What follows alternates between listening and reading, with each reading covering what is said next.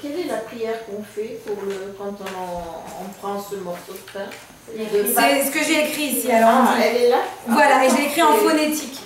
Comme ça, Baruch ata Hashem Elokeinu, je dis Hashem pour pas dire le nom de Dieu. Eloheinu melech haolam, asher kideshenu b'midotav v'tzivanu, le'afrish chala.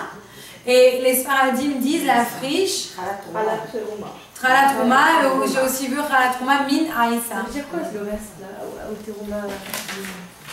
La terouma, le prélèvement de la pâte. Min Aïssa, de la pâte. Qu'est-ce que ça veut dire, Aïssa? Aïssa, la pâte. Min, D-E, Aïssa, la pâte. Donc, on voit ce qui est aussi intéressant, c'est la manière dont on tresse les chalotes. Il y a cette idée de tresser les chalotes, 3 et 3. Et on dit ça nous rappelle quoi? L'unité. 3 et 3, ça fait 6. Et quand on les met ensemble, ça fait 7. Les 6 correspondent aux 6 jours de la semaine. 3 et 3, ça fait 6. Et quand on les met ensemble, tu fais 6 plus 1, ça fait 7. Tu as 7 unités en tout. Si tu comptes les bâtons plus le fait de les mettre ensemble. Et on dit quelle est l'idée ici? L'idée ici, c'est l'idée de l'unité. Les 6 bâtons correspondent aux 6 jours de la semaine. Ça, c'est le côté, donc le monde matériel. Et Shabbat, c'est le monde spirituel, le monde de la vérité. Et on unit les deux. Quand on arrive à Shabbat, quand on met nos deux chalotes ensemble, on unit ça. J'ai aussi entendu que les 6 qu'on en... Pardon? On fait aussi 12, hein? 12 petites... Alors on peut faire 12 comme... Après il y a plusieurs... il y a 12... 4 pour presser. Alors voilà, 4. Bon, ça... Je connais pour 12. 4, moi aussi j'adore, je fais de 4. Ça c'est juste une petite explication, c'est pas la halakha. On n'est pas obligé de faire ni 3 ni 6. Non, 12 chalotes ou 12 quand tu... Non, non, non, non. Non, non. Les explications... Excusez-moi, je me reprends. Les explications là que je vous donne, c'est aucune obligation. La chala, c'est pas ça. Là, je vous dis juste des petites idées parce que j'ai trouvé par rapport au tressage de chala, on peut faire tous les numéros, on va trouver des beaux numéros. Ouais, 4 parce que ça gonfle bien en hauteur. C'est comme ça que j'aime bien. Mais... Pardon? À la bougie d'Abdallah, il faut qu'il y ait 2 flammes qui soient ensemble. Après, si tu veux plusieurs autres flammes. Ah d'accord, ça aussi. Oui, c'est pour ça. Je m'excuse, c'est pas une halakha que je vous dis ici, c'est juste une petite idée.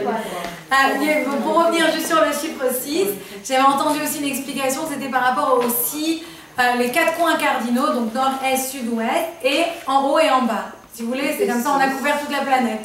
Si on réunit toute la planète ensemble. Il y a 6 morts, etc. Donc il y a plein d'explications. Mais ce que je vais maintenant essayer plutôt d'expliquer, c'est comment, comme je vous ai dit plus tôt, comment on peut comparer, quels enseignements on peut prendre du pétrissage, de la formation, de faire les chalotes. Comment ça peut nous apprendre des enseignements dans l'éducation de nos enfants ou pour avoir un meilleur couple.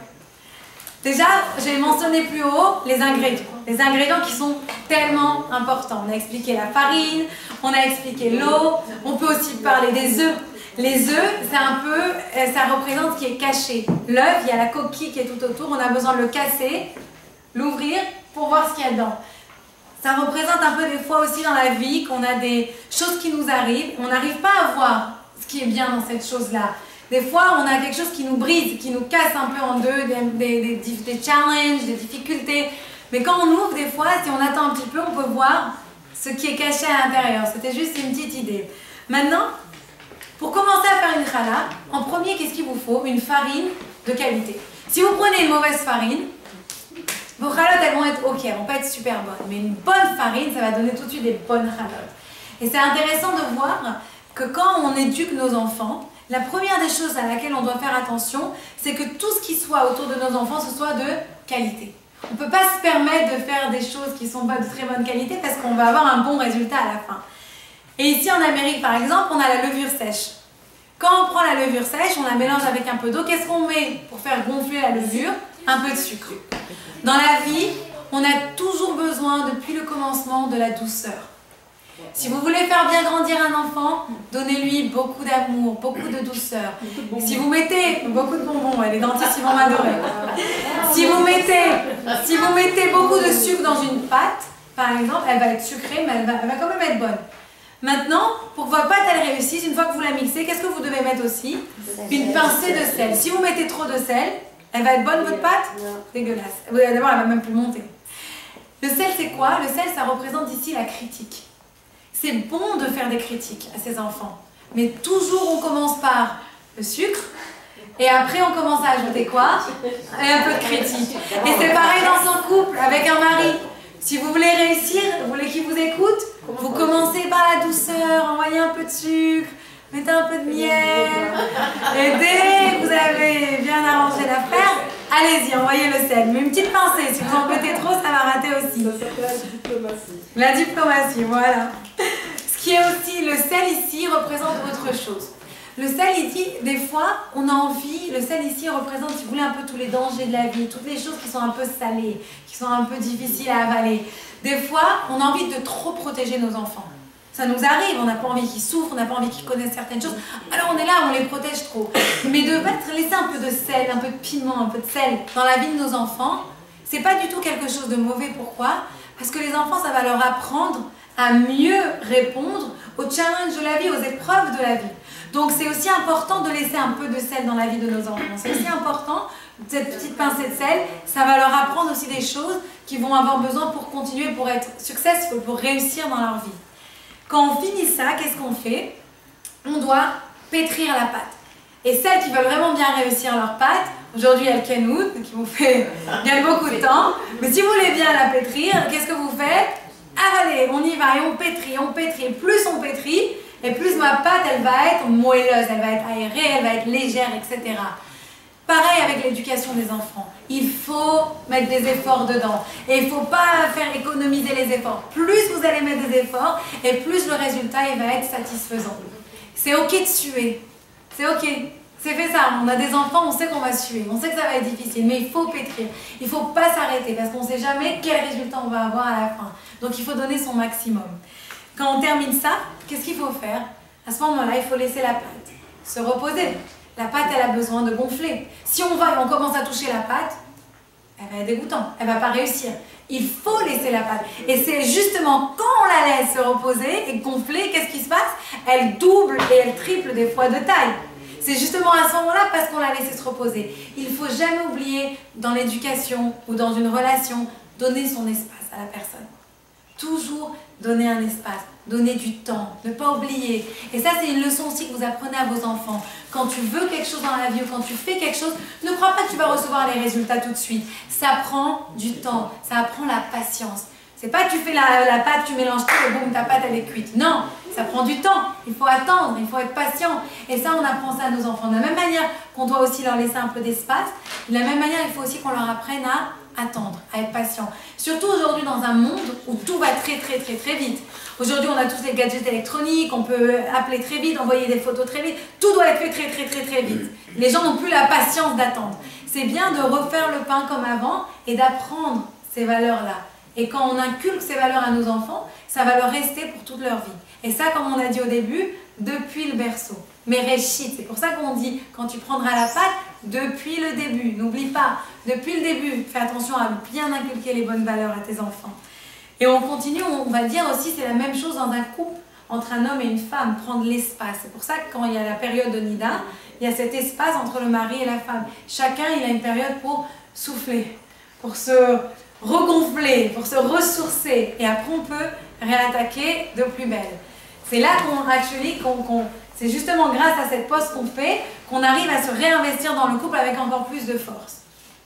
Et il ne faut pas oublier une dernière chose, que toutes les pâtes, elles vont être différentes par rapport à l'environnement. Une pâte, disons que tu es dans Miami, c'est très humide, je sais pas, mais j'ai jamais fait de ralotte à Miami, mais si c'est très humide, ou dans un autre endroit où c'est très froid, ou dans un autre endroit où c'est très chaud, la pâte, elle va pas gonfler de la même manière. Toutes les pâtes sont différentes, on n'a jamais la même pâte chaque Shabbat.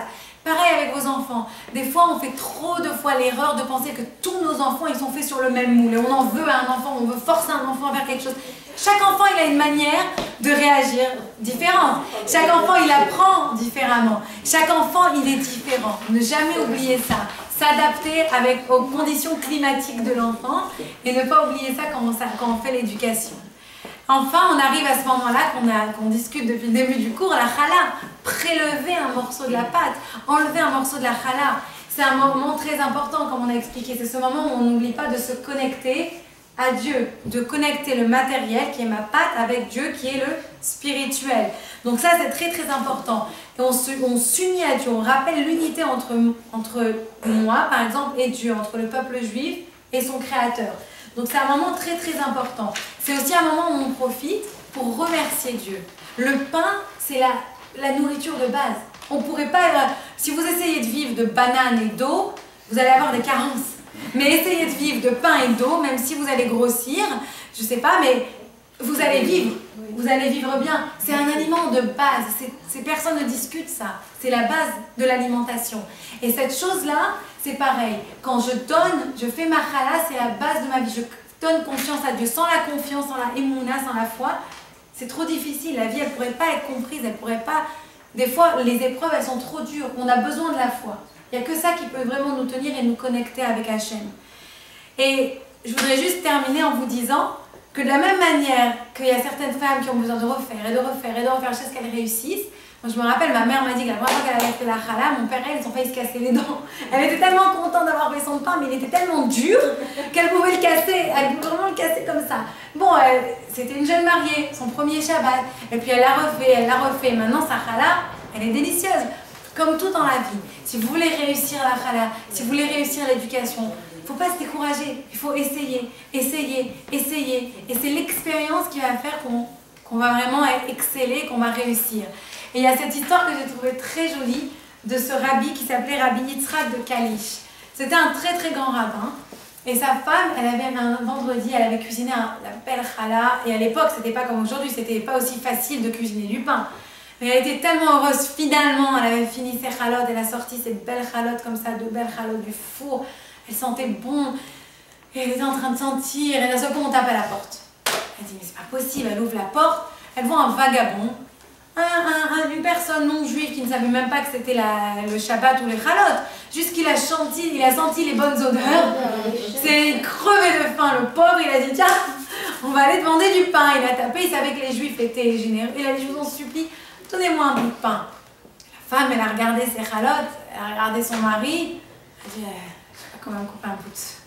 Je viens de faire finir la chala, je vais pas couper un bout. Son mari lui a dit, coupe ma femme.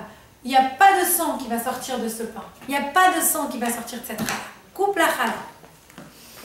Alors, elle a coupé un grand morceau de la chala, elle lui a donné. Le vagabond, il a avalé, merci, merci, merci. Il a même emmené un morceau avec lui. Et il est parti, ils n'ont plus jamais entendu parler de lui. Quelques années après, ce rabbin, il était dans un voyage où il devait sûrement ramasser de l'argent pour ses institutions. Et voilà que sur la route du retour, il se fait attraper par une bande de brigands qui veut lui prendre tout son argent. Et comme il a vu leur visage, il lui dit maintenant, tu vas mourir. Et il y a un des brigands qui dit, rappelez-vous, le chef a dit qu'on doit tous, avant de tuer quelqu'un, on doit lui emmener, parce que c'est lui qui va peut-être les tuer. Donc ils arrivent tous avec leurs prisonniers, ils vont chez le chef, et quand ils arrivent devant le chef, il regarde le rabbi, il lui dit, toi?